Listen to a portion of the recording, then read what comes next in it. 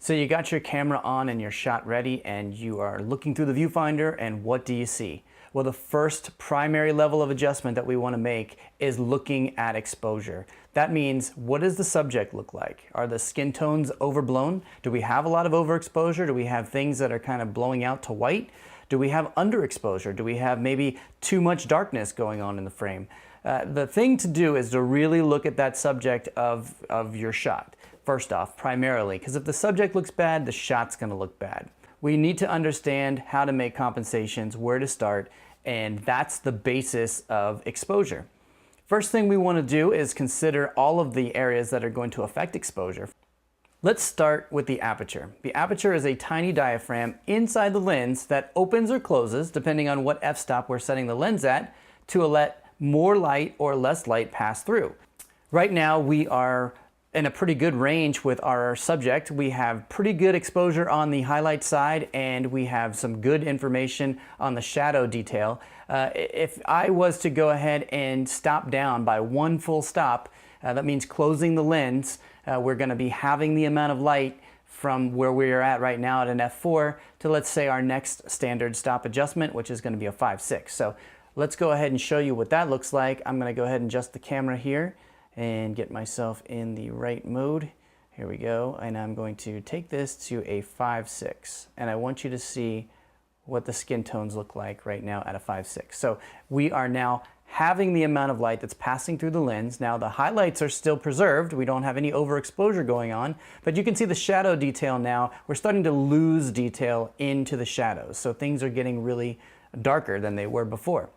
And that's one of those things that we're going to have to eyeball on the viewfinder to see, do things just look a little dark? And if they do, that's what we consider to be underexposed. Right now we're underexposed by one stop, which is not major, but certainly we want to get that right, because when we go into post-production, if we were to start matching shots that we shot from the scene to scene and we have varying amounts of exposure, this is going to be tough to correct, and it's going to be tedious to correct. Tough to match, I should say. So now let's go to our next full stop adjustment. That's going to be taking this down. We're going to be having the amount of light one more time. We're going from an f5/6 to an f8. I'm going to go ahead and adjust that now so we can see what that looks like, to an f8. Okay, now we're at an f8, which is exactly half the amount of light that we were at a 5/6. You can see that our skin tones, we still have highlights, highlight detail, but we are really starting to lose things in shadow detail. Things are getting really dark overall. So let's go ahead now and go to an f11, which is our next full stop adjustment there. I'm going to go ahead and take that down to an f11. Now we are 3 stops under where we were at an f4 to 5/6, that's one full stop. 5/6 to 8, that's 2 stops. And 8 to an 11, that's 3 stops. Now we're 3 stops underexposed from where we were at an f4. You can see we still have highlight detail. We are really losing detail into the shadows right now. This is pretty underexposed, and certainly a shot that we'd want to identify that we either need to bring more light into the scene, or we need to adjust our aperture, or we need to adjust our ISO, or we need to adjust, we can't really adjust our shutter speed, but I'll get to that in just a second. So anyways, at this point, we really need to consider opening up the lens, or bringing in more light, or adjusting our ISO. Now I'm going to take you to one more stop, having of an f11 here, one more stop adjustment. I'm going to go from an f11 here to an f16. And I want you to see what that looks like here. So with an f16, we still have highlight detail. You can see they are preserved. They're not blowing out at all. We're not blooming. We're not going into a white highlight detail. But you can see that we have a lot of things that are now in dark shadows. And so this is certainly something that we would want to now understand what 4 stops under exposure looks like. Okay, you get the idea. I'm going to take this back to an f4, which was where we started with our good exposure here. And okay, when we get back to good exposure here, that's good.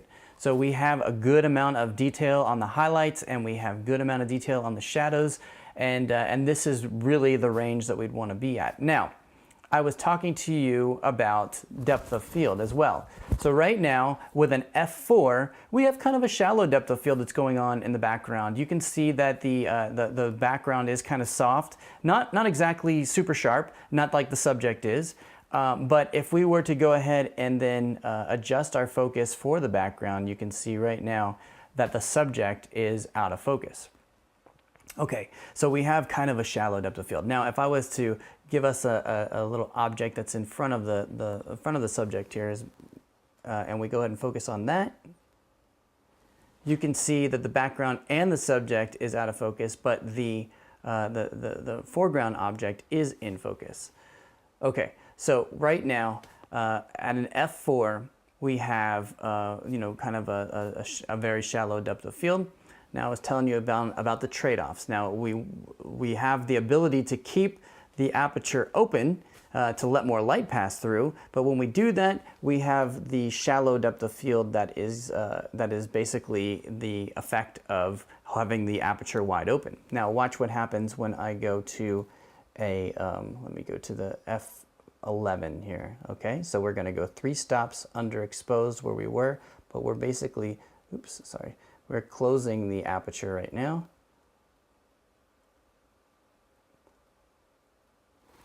Okay, you can see that the subject looks more sharp right now, and the foreground object also looks sharp. So that's what's also happening. Our depth of field is actually increasing. We are getting more space in front of and behind the subject that is in focus.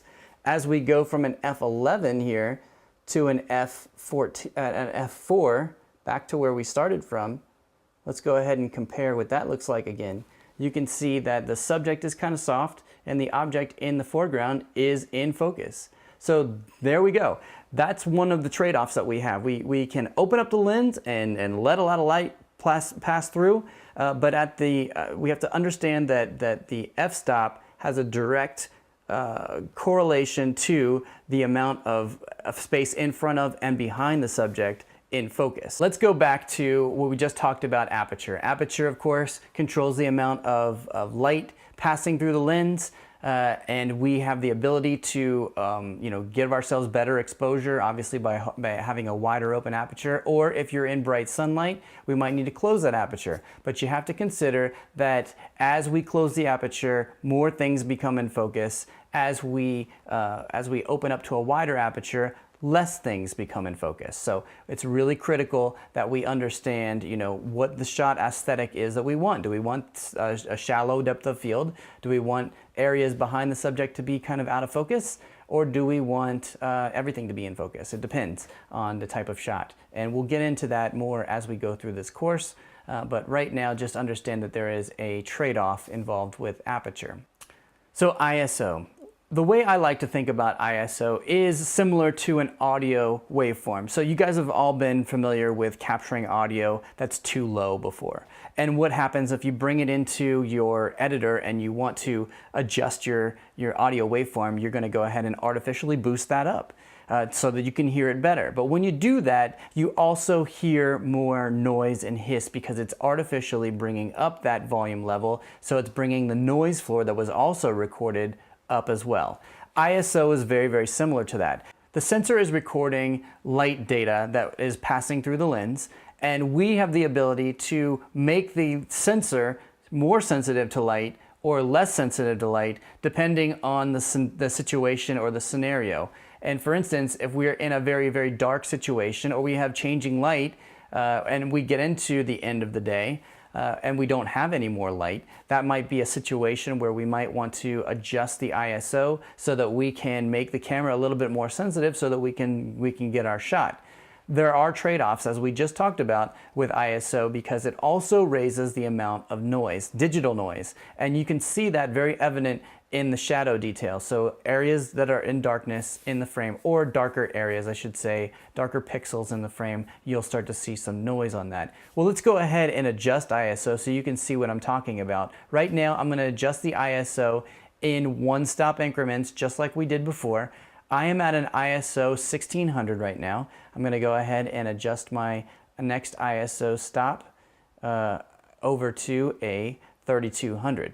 3200 is going to give us a one stop of adjustment here, and you can see what's happening right now, and actually we are overblowing the highlights on the skin tones. That's what I'm talking about when we look at overexposure. The sensor gets overloaded. It essentially has information that it doesn't know what to do with, and it renders it as white. When things are overexposed, especially skin tone details like this, you can see that we start to lose detail in highlights. Just like we lost detail in shadows, we are losing detail in the highlights, and that is something that we absolutely do not want to do because there is no recovery for an overblown highlight like this, especially on your skin tone. It's also going to be shifting colors as we go too high. Now 3200 on this camera is really the highest that I would go, but anything over 3200 is really going to shift colors and introduce a lot more noise. So let's just do that. Let's go one stop over into the Netherlands, if you will, with ISO to a 6400. So every time that I'm going from one stop to another stop, we're essentially doubling or halving. Right now you can see with the numbers, we went from a 1600 to a 1300 or a 3200. That's one stop of adjustment. Now I'm going to go from a 3200 to a 6400. I know that you're following along and you guessed that. So let's go to a 6400. And as I go to a 6400, you can see that the skin tone detail in the highlights especially is really, really overblown. But this is now two stops over where we were. 1600 to 3200 is one stop. 3200 to 6400 is two stops. As we go from a 3200 or 6400 now to 12,800, that's three stops of adjustment here. Three stops overexposed. Let's go to 12,800, and you can see what's happening now. Some of you may have framed up a shot when you are out there shooting in daylight, and it may look like this off the bat, and you may be at a very, very low ISO. So it's all about knowing that we are overexposed at this point, and we can, right now, if we are at a ISO of 12,800, we know that we can bring that ISO down to 1600, and we would be, reducing the amount of light by three stops, which is great. There's no sort of trade-offs here in terms of the depth of field is concerned. All we're looking at with ISO adjustments are the skin tone detail as the highlights overblown, and then also as we go to something like 12,800, the noise around the image. Overall, you can see, look especially in the glass behind me, look in some of the darker areas, you can start to see that really gets noisy as we go from a 1600 to a 12,800. Now, the next stop up would be, I got to do the math here, it's going to be 25,600. Let's just go ahead and do that because this camera can do that. And again, a lot of people think, well, this ISO goes so high that we can just shoot in low light when we don't have any light available. Well, let me do one thing here. I'm gonna go ahead and turn off my key light right now, and we're gonna come back to this setting at a 25,600, and we're gonna look at what that looks like. Let me just get up and turn that light off real fast here. Okay, so I've got my key light off right now, and you can see that we do have exposure going on. Certainly, if I didn't have any light on in my frame right now, or a light on in my shot, and I bumped it up to a 25,600, I'm having trouble with this because I don't ever go up this high, but you can see how much noise is now in the skin tones. But what happens when we go back to a normal or good ISO, say 1600, where we started from, which is a very clean ISO and somewhere that we want to be working, you can see that we are really underexposed now. I don't really have any highlights to speak of on the face at all. We have a lot of shadow detail that's happening on the face. And certainly we don't have as much noise as we had with the 25,600, and so this is really producing a cleaner image, but we don't have that exposure either. So this is one of those cases where we are going to need to either open the aperture if we can. Right now you can see that we're at an f4 we really don't have room to open up the aperture, so we have to adjust our ISO, but anything above 3200 is going to give us really an abundance of noise. I'm just going to go to it again. 1600 is here. Let's go back to a 25,600 so you guys can see again the difference in the noise. And that is, let's see, 32, 64, 64, 3, 4 stops over our normal ISO adjustment there. So you can see what 4 stops over looks like in terms of the noise. Okay, so we know that this is really not the best way to be shooting. Sometimes you'll find the grainier the image, obviously you can pick out now that you know that that's an ISO adjustment that somebody made when it's very, very grainy like this. But nothing above 3200 is going to produce results that are going to give you clean images. So that's why I wanted to show you there's trade-offs involved with ISO. So what do you do when you have an aperture that's low like this, or we have an f4 and we have an ISO that's very, very high? Well, we need to basically bring in our lights. That's why we are teaching lighting. You want to make sure that all of your shots that you have either can you can bring in light by using your lights that are in your light kit, or you can use your reflector. If you guys don't have a reflector, they're actually very, very cheap now on Amazon. I highly recommend down the road, or in this course, if you have a little bit of money, they're usually under $50 or so, but I've gotten some really good ones for $20 on Amazon. And so this would be a case if you're working outside, you want to get out of a stop like this. We want to work at a 1600 when we're outside, or at least the lowest we can go. And in this case, I'm going to stay at a 1600 here, and we would need to then bounce light from the sun reflected back in so that we can get our key stop again and get a good exposure on our subject. The shutter on your camera is essentially a gate that allows light to pass through in fractions of a second. And its main function is to regulate the amount of motion blur that we're seeing on an image. In the days of film, a shutter was a mechanical device that rotated in front of the film plane and was able to regulate the amount of light hitting the sensor or the pieces of film, in this case, by the shape of the mechanical spinning wheel. As you can see down here, by just adjusting the shape, we have a 180-degree shutter. That's what we call a 180-degree shutter, where half of it's on and half of it's off, so it's rotating around in equal amounts. As we adjust this disc to only let less light pass through, we are sharpening up the detail, as I'll show you in just a second, and you can see that we now have a different pattern on that wheel that's spinning around. So less light, allowing less light to pass through, is exposing the piece of film or exposing the sensor to less light, which essentially is not only decreasing the exposure, but also as an effect, it's decreasing the amount of motion blur that we're seeing in an image. And here's an extreme at 11-degree shutter angle here. Now, working with this camera, we're going to be working with, instead of degree shutter speeds, we're going to be talking about it in fractions of a second. And these also correlate the same way. 180-degree shutter is a 1/48th of a second.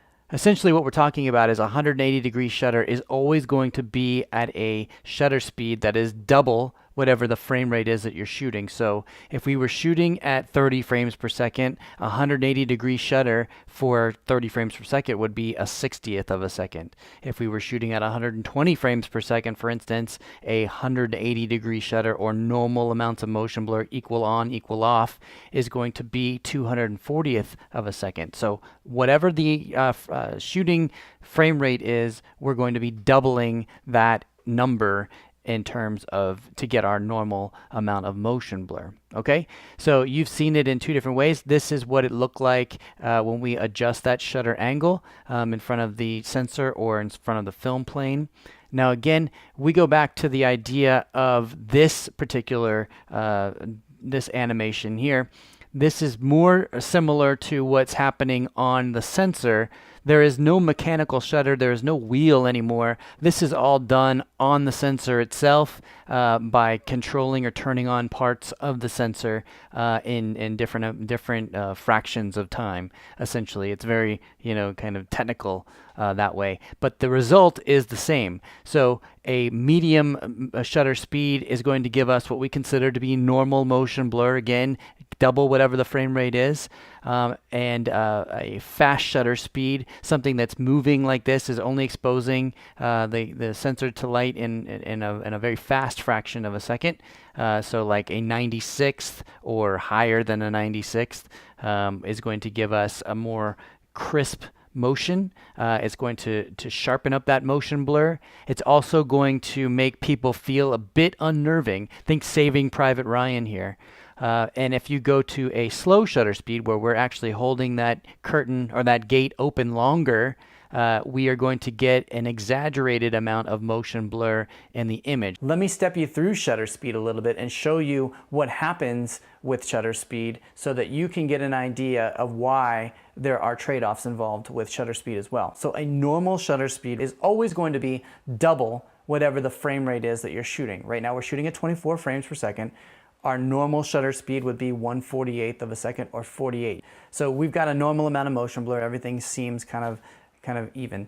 And if I was to kind of wave my hand in front, you can see that this is about how our eyes would see that. Now, I'm going to double the amount of shutter speed. Now I'm going to go from 48th to a 96th, and that's going to make things just a little bit sharper. So I want you to see what that looks like. We're also going to be reducing the amount of light by, you got it, 1 stop, because we are having the amount of light, but we are actually doubling the number, okay? And the reason I say having the amount of light is because you think about it in time base. Now we're going from a 48th of a second to a 96th of a second. We're only holding that gate open for a 96th of a second instead of a 48th of a second. So that's a much faster interval there, opening and closing, which is basically letting less light through. Okay, so let's go ahead and take that to a 46th, or a 96th, sorry. You can see that I am now 1 stop under where we were before. And if I was to wave my hand in front, it seems just a slight bit different, not much different, because we're not in an extreme off of normal, but we are 1 stop off of normal, 96th. And let's go from a 96 to a 188, 182. See if we can get to a 182. 192 is close enough. You can see when I move my hand right now, or even when I'm talking, I'm not really moving around too much, but if there were more fast motion going on, you can see that the motion blur seems a lot more jittery, if you will. And of course, we went from a 96 to a 192, and that's about 1 full stop as well. So now we're 2 stops under where we were before. Okay, let's go the opposite direction. I'm gonna go from a 92 back to a let's go to a 48th where our normal motion blur was, and now we're going to have the amount, or double the amount of light, but we're going to be going from a 48 to a 24. So we're basically holding that gate open in front of the sensor longer. So we're allowing for more light to pass through and more motion trails. So let's see what the 24 looks like here. Okay, so as I move my hand now, you can see that we have a lot more motion blur on the image.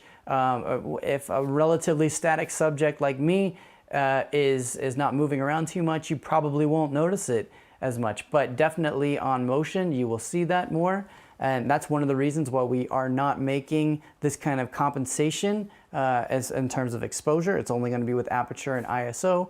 But let's go from a 24 now to a 12. So I'm basically doubling the amount of light that we had from a 24, which is now 2 stops over. And you can see what's happening as I move my hand, and even as I'm talking, things are getting a lot more stuttery. Now you can see that I'm overexposed a bit here. So if I was to say want to compensate for this, I want to bring down the amount by 2 stops, which is where we're over right now. What would I do? Well, I can't do that with ISO because I would have to go to a 400, right? 1600 to 800, 800 to 400. But I can't do that on this camera because I can't go below a 1000. So I'm actually going to go over here to my f-stop as we talked about before, and I'm going to close down by 2 stops. So we're going to go from a 5.6 We're going to go 5, 6, and we're going to go to a f8. There we go. So now we're at good exposure, but you can see when the shutter speed is at a 12, we've made the exposure compensations correct, but when a shutter speed is at a 12, things just are off. That's why we don't use this in normal dialogue situation. Now we're going to go one more stop in the other direction here. I'm going to gain one more stop of light, but I'm going to go from a 12 to a 6 just to get a little bit more extreme, so you can see what that looks like. Because some of you, I've had projects that are turned in with a 6, and I'm like, why are you adjusting it with the shutter speed? And so we need to basically make another correction here to our f-stop to get this into a correct exposure here from an f8 to an f11. I'm going to go ahead and take that to an f11 there. So now we are 3 stops, which is going to give us our same exposure, but you can see why this wouldn't be something that you would use in a dialogue scene because of how much, how much motion trails are going on here. It just doesn't seem right. It seems like this is off. Now, again, this might be right for a dream sequence. This might be right for a character that is really moving around. Maybe they're on drugs or something. I don't know. But there are applications for a fast shutter speed and a slow shutter speed. But certainly under most conditions, you're going to find that the shutter speed stays at a normal amount of motion blur, which is always double whatever the frame rate is. Okay? Let's take this back now that we've got it here. I'm going to hit the function button on the hand grip here, and I'm going to arrow over to the shutter.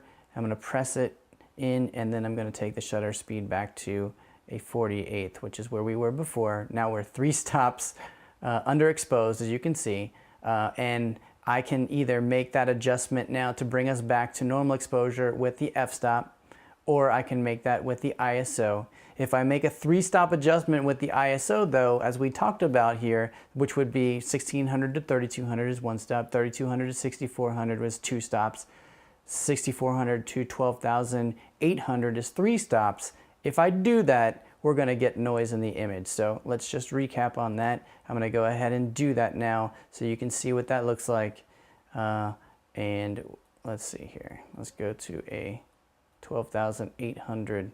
Okay, we are normally exposed here, but you can see all of the graininess that's happening here in the image in the dark areas, and that's certainly something that we do not want to impart on our image. Okay, so we've talked about aperture, the trade-offs, ISO, the trade-offs, shutter speed, the trade-offs, and now we are looking at some of the evaluation tools. How to understand if we're getting a good exposure or where our range is supposed to be at. So we know what overexposure looks like, we know what underexposure looks like. We have some tools on the camera that really help us evaluate those a little bit easier. One of the things that you see on the viewfinder right now is that I have some dancing lines on my forehead. Those are zebras, zebra stripes, and they kind of look like zebras because they have areas of black and white. And the nice thing about zebras is that you can actually set a range. You can set anywhere from 0 to 100, 100 being overexposure. You can set any one of those levels and you can tell it to come on at a certain range. So right now, I've prioritized the highlight side of the skin tones because I know that I don't want overexposed skin tone highlights and that I want to have my highlights in a good range. So I have set my zebras for 70 IRE. I'll show you how to do that right now. Actually, I'm going to need to go into the menu and I'm going to go over to the display set menu here, and you can see that I have zebras and I have my zebras turned on. I'm using zebra number 1 and I have set my zebra level for 70 IRE. Now, if I set my zebras for, let's say we wanted to look at overexposure, which means anytime that we have overexposure going on in the frame, I'm going to see zebras appear. Okay, I've got my zebras set for 100 now. 70, I like to use it for skin tone detail. You can see that it's disappeared. I don't have any overexposure going on in my frame right now, so I don't see any zebras, which is great. But if I was to start playing around with the ISO for instance, then I'm going to start to see those zebras appear. Let's go ahead and now I've got my ISO. I'm going to go ahead and crank that up a little bit until I start to see zebras. Okay, even at 3200, we're starting to see zebras that are right on where the overexposure is happening in my frame. I can see them appear on my forehead, which is on the highlight side of my face. That's a big indicator that what do we do now? Okay, so if we have everything is set correctly and we have these highlights that are appearing on our subject's face, then we need to either back up our lights, we need to dim our lights, or we need to look at any exposure settings that we can have right now to take this down a stop, okay? So that would be one of those instances where we would probably need to stop the lens down. We could go from an f4 to an f5.6 and stop that down. But as we do this, I just want you to be able to see that when you work outside, you're going to see this happen a lot, and you want to make sure that it's not on the highlight side of your subject's face, because right now we're losing highlights, and this is unrecoverable when it turns to white like this. Okay, so now now that we've got our zebras set, we can understand that by seeing them at 100, that means that we're in the danger zone. Okay, so we want to make sure that we take those out. Okay, so now I'm at an exposure that I know is good because I lit it for a 1600 and an f4. But what I wanted to do is talk to you a little bit about why you'd want to set zebras at 100. If you're working outside, for instance, and you definitely want to be able to see your skin tone highlights, I would still set those for 70. Anytime I'm dealing with talent and I want to read skin tone highlights, now it's not, 70 is not a catch-all for all different types of skin tones. Some skin tones are more reflective than others, and you'll learn about that as you go more through cinematography 2 and other courses that's more advanced, and certainly something that is done to taste.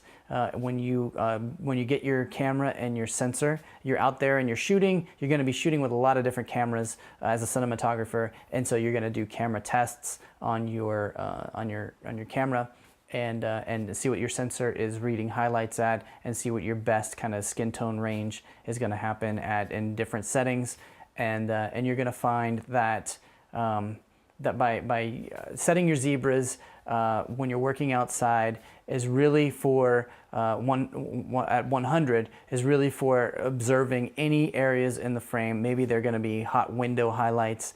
Maybe they're going to be hot highlights on the hair. Maybe there's a hair light or something like that that is blowing out. Or maybe there's sky. We want to see that our sky is at 100. And as we go from setup to setup, maybe we shot one shot of a conversation this way where we see sky and we flipped around, and because of the light we had to adjust our settings to get good exposure on our subject, but that means that the zebras that we saw on one shot are not there in the sky, and so we would know how things change from shot to shot.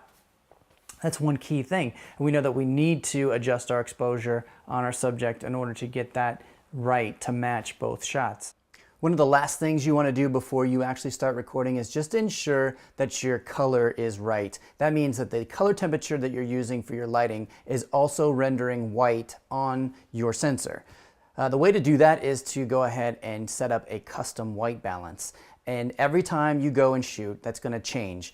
Obviously, if you're shooting in different lighting conditions, maybe you're using sunlight, maybe you are outside in overcast conditions, maybe you're using some firelight, it's going to change. And so you want to make sure that you are getting a good, accurate reading that has a little bit of each lighting condition on the card itself. So that means that if I am only shooting under tungsten light, which I really am right now, that I need to hold this white card up and ensure that I'm only getting tungsten light there.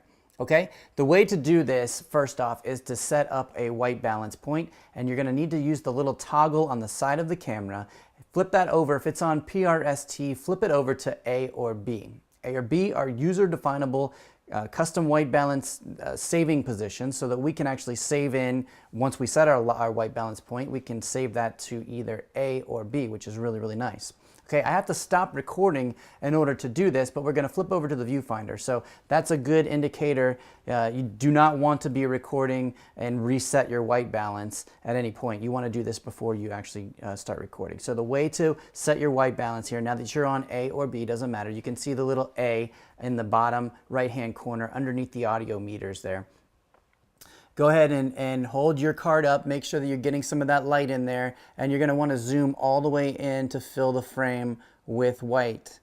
Okay? Now that you've done that, you're going to go ahead and press the little white balance set button on the front of the camera, and when you do that, you can see that the A turns into a little Kelvin temperature reading. Right now it's reading it at 3300 Kelvin, and then you can pull your white card out, zoom back, and then evaluate your colors.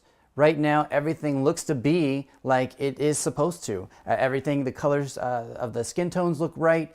Other areas that look white seem white on camera. And so you know that you've got yourself in a good ballpark.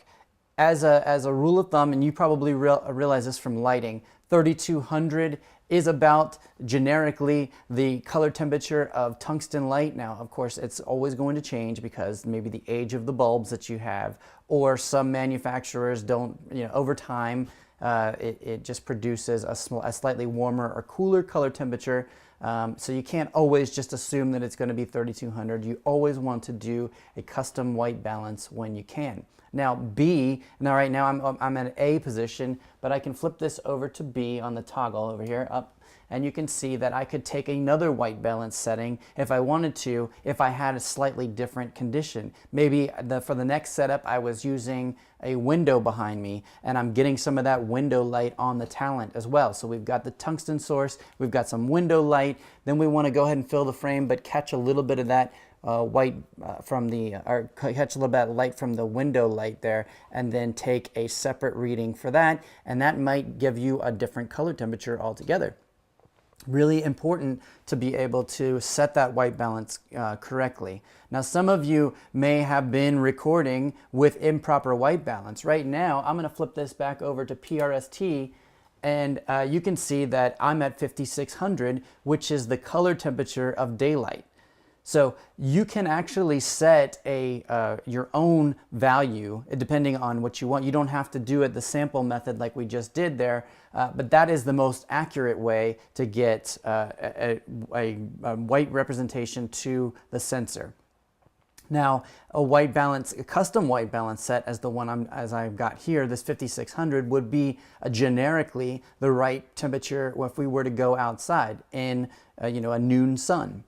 So the way to set custom white balance like this manually is to stick this on preset, and then if you press the little white balance set button at the front of the camera right there, you can have your white card in the frame. You don't have to fill the frame here because you're going to be eyeballing this at this point, and you're going to use the little arrow on the side of the I like to use the one on the hand grip to go up or down, because I can go up in 100 Kelvin increments there. You can see that I have complete control. I'm stepping through each one of these color temperatures to get the look that I'm looking for. Now, sometimes as a DP, you may decide that you want to have something slightly cooler or slightly warmer than what the white card says, and this is the way to do that. So stick it on preset, go ahead and press the white balance set or the WB set button on the front of the camera, and then use the little directional arrow pad on the white balance on the hand grip to adjust your white balance point. You can see when the white balance is improperly set, as it is here. This is at 2300 Kelvin. You can see how blue everything looks, even the skin tones, everything looks blue. This is different than putting blue gel on a light because right now it's affecting everything on the frame. Everything is the same kind of overall color temperature. And so we definitely want to avoid having something like that. You want to make sure that your talent looks correct.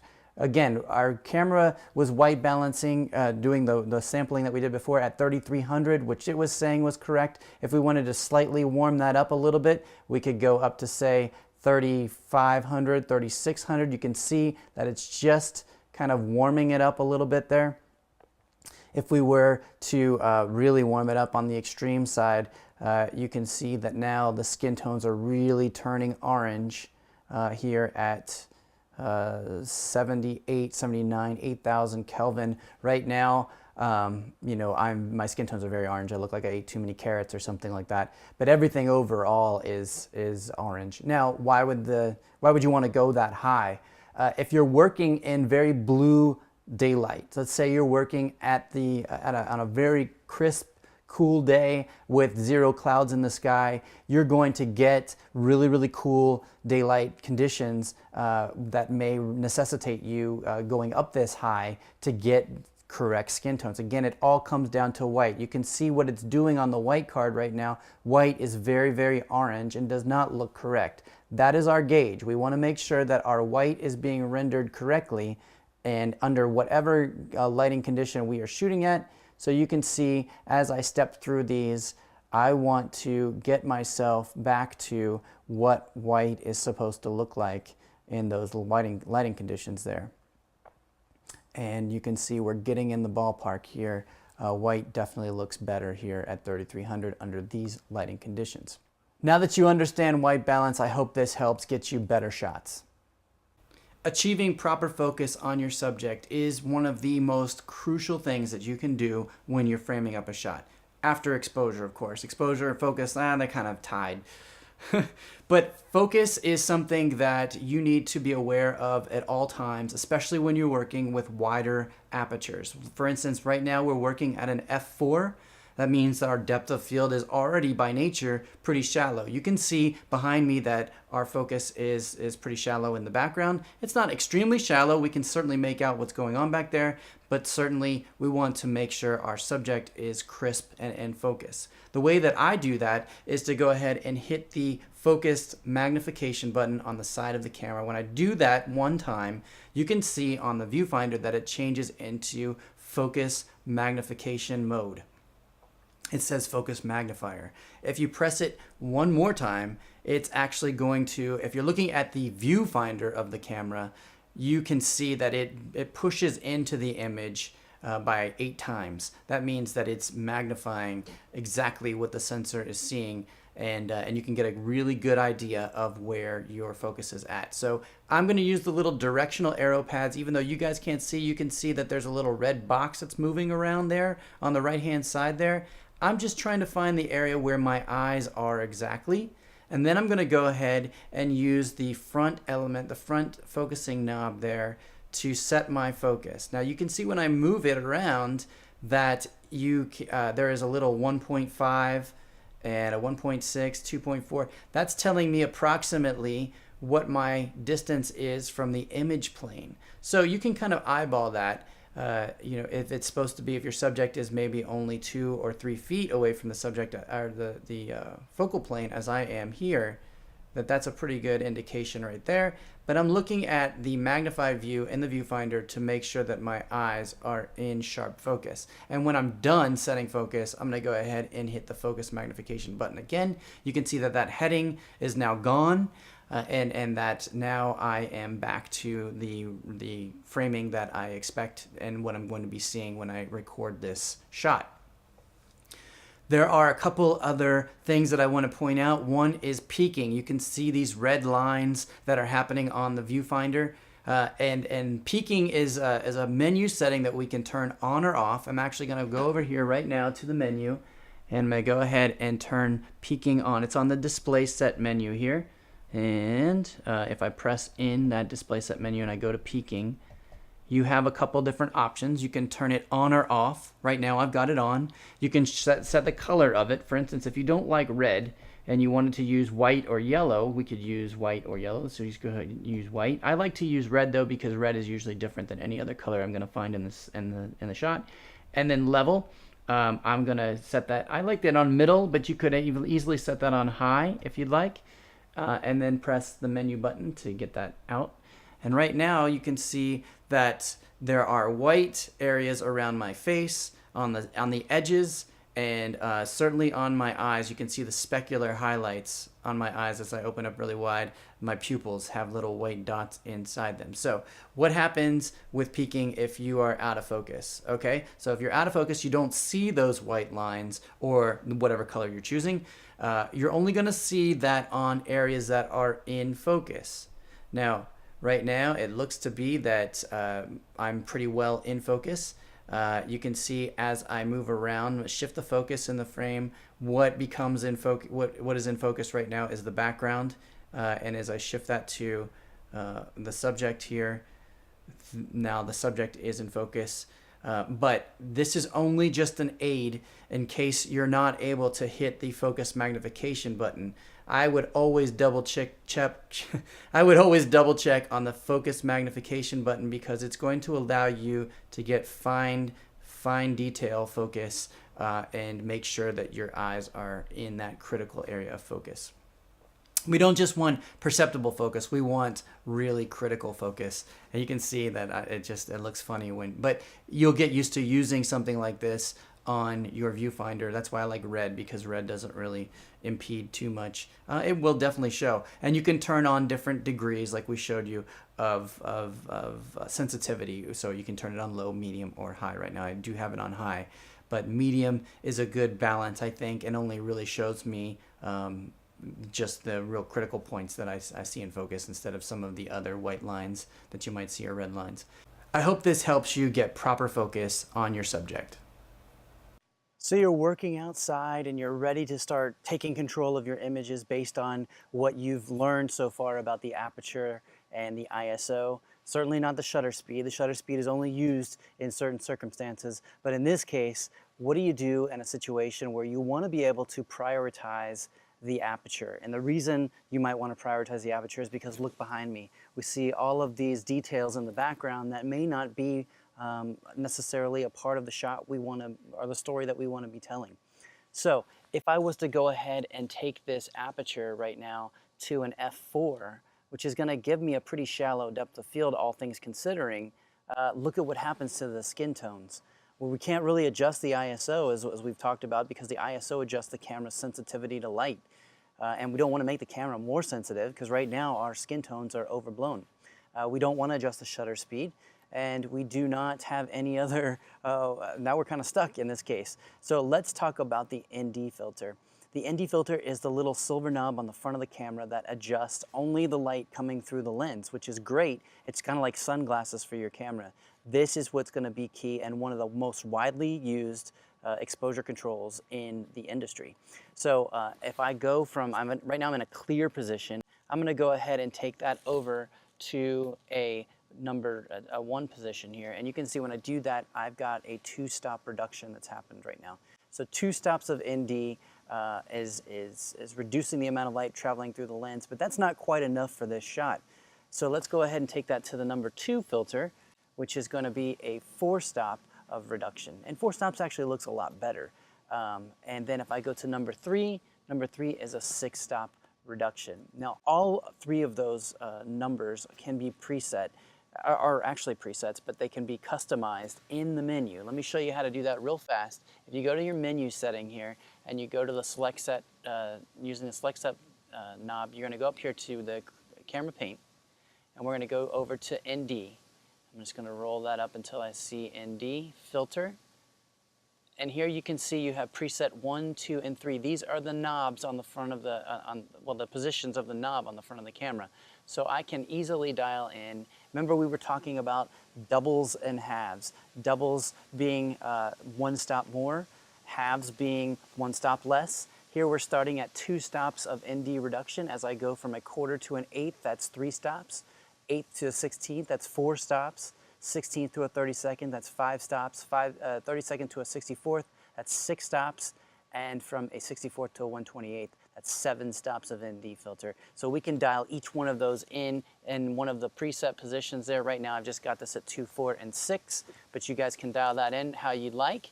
And the next thing that I want to show you, this is pretty dark right here. I'm going to take this back to, let's say, 16th here, which is a 4-stop reduction. The next thing I want to show you is the variable ND filter, because this takes the usability of ND to a whole nother level. So what I'm going to do is on the side of the camera, I'm going to flip the little toggle that you were using for the control your aperture here. I'm going to flip that over to ND, and right above that there's a preset and then there's a variable. Okay, so I'm going to turn that over to variable there.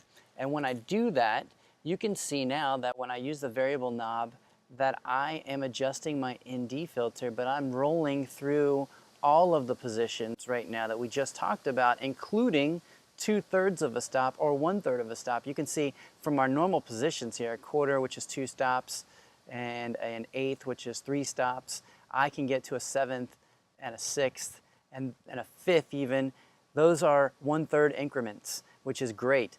So I can fine tune and customize the ND that I want to be at. I can certainly get to the 16th that I was at before. When you're outside and you're in changing light conditions, the ND strength is going to change as well, because the light is either going to be more intense or it's going to be less intense because it's moving positions.